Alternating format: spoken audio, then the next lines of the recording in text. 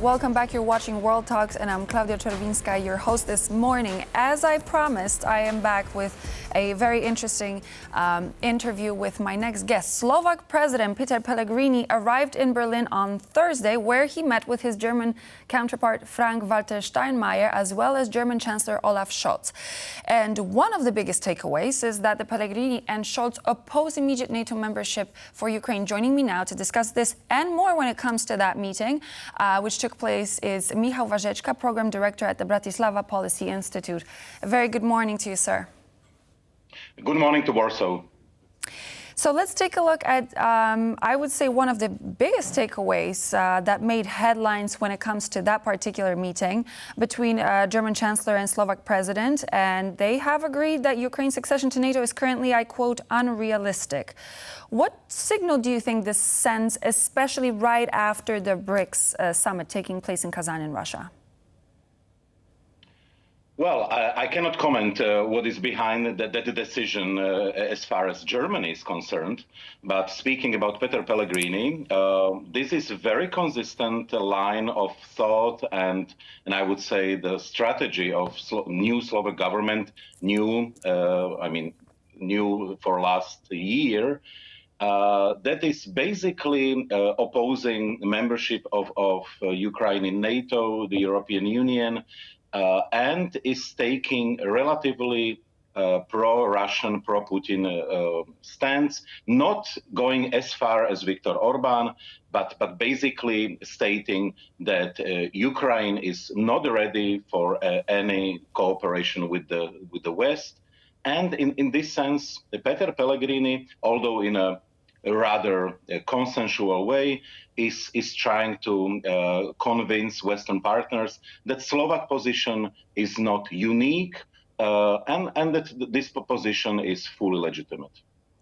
Well, this position might not be unique, but at the same time, what do you think should be the solution, considering that when we're looking at Slovakia, we are looking at a government that is very pro-Russian, and yet it's the country and the government are part of the European structures. Where do we find balance in order to provide the best military and humanitarian support to Ukraine, eventually resulting in the end of the war, meanwhile keeping good diplomatic relations?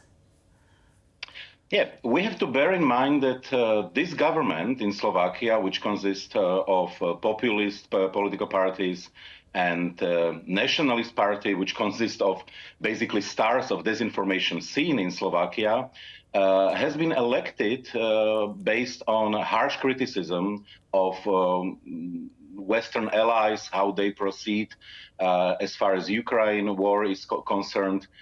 So they cannot really change it, after elections, though we have to say that there is certain level of pragmatism because Slovakia is sending guns, weapons to Ukraine. Of course, it's a part of a business, not as during the previous government, which in the same way as Poland was sending basically weapons from its stock.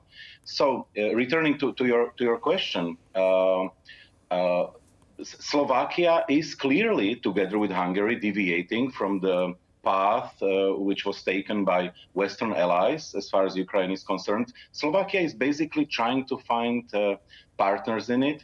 And Slovakia and Prime Minister Fico are basically saying this war cannot be won by neither by Russia nor by Ukraine. Let's force these two countries to sit down and talk.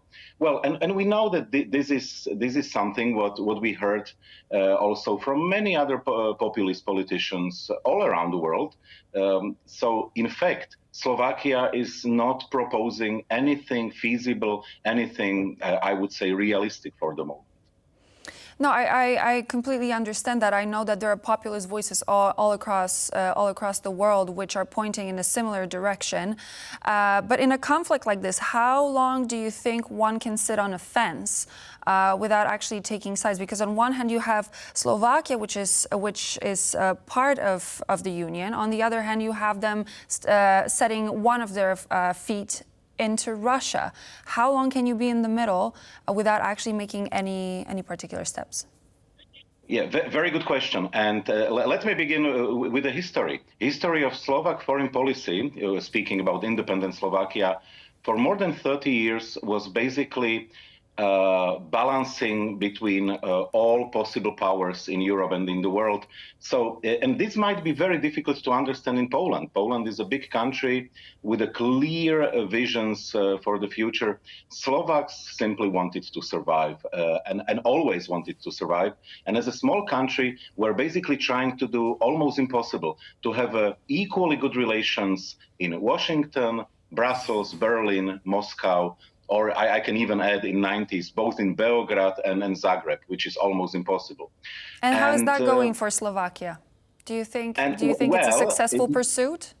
Let me put it into the metaphor. During the sunshine weather, this might be the tactic strategy which might work for a while. When it starts to rain, you are suddenly becoming absolutely unreliable partner for actually all of partners, including Russia in this sense. You know, I don't think that Russia is appreciating somehow greatly Slovak steps. So in other words. I'm really afraid that Slovakia, under Prime Minister Fico, will continue this strategy. And on top of it, you know, it's almost a blackmailing of Brussels, of the European Union. And I can summarize it very quickly. Robert Fico basically already a year ago mentioned something like this to authorities in Brussels. You want to achieve consensus as far as Ukraine is concerned. We don't really care, but you might get it. But we have one condition. Don't criticize us harshly and don't stop Eurofunds. As far as you will be financing Slovakia, you will get our voice. And this is exactly what is happening. And, you know, if you think about it deeply, in Brussels, various politicians on top level, European level, have two options. Either to try to face dramatic challenges for the whole Europe, you know, potential business war with China, US, war in Ukraine, or situation in a small, relatively unimportant country. And unfortunately, this strategy of Prime Minister Robert Fico is working. But see, I cannot get over the fact, because you mentioned having those issues and fighting economic and political battles on different fronts. However, isn't that what union is about? Isn't that what European Union is about? About unity and actually making decisions together. I can't get over the fact that this looks like a sort of a Trojan horse situation for me. But let's move back a little bit. Let's take a broader look at the meeting. Pellegrini meeting with Frank-Walter Steinmeier and meeting with Olaf Scholz. Why did he decide to go there and speak to them? If you could outline these for us. Slovakia, in the light what I just said, is losing partners practically every day. And not only on the official level, highest level, but also as far as Slovak information service is concerned, and many other structures of Slovakia. So Slovakia is desperately trying to find partners to whom to talk. I will not reveal any secret that, let's say, Polish government, a recent government, is very reluctant to even talk to Slovakia, to Slovak officials. The same is with the Czech Republic, our closest partner. So any diplomatic achievement of this kind is welcomed dramatically. And let's also not forget about the fact, which is sometimes overlooked, Slovakia is very closely tied with Germany, always was. And relations toward Germany were always good, and historically since 19th century. There is practically no period of history when there would have been bad relations, including the World War II, by the way, where Slovakia was a very close ally of Nazi Germany. Let's not forget about it.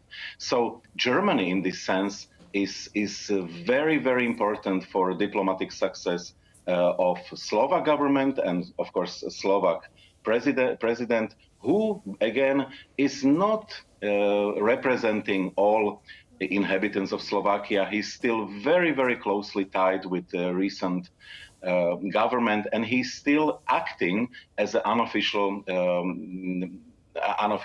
chief, I would say, of one of political parties in a coalition. Thank you so much, Michal Vašečka, Program Director at the Bratislava Policy Institute.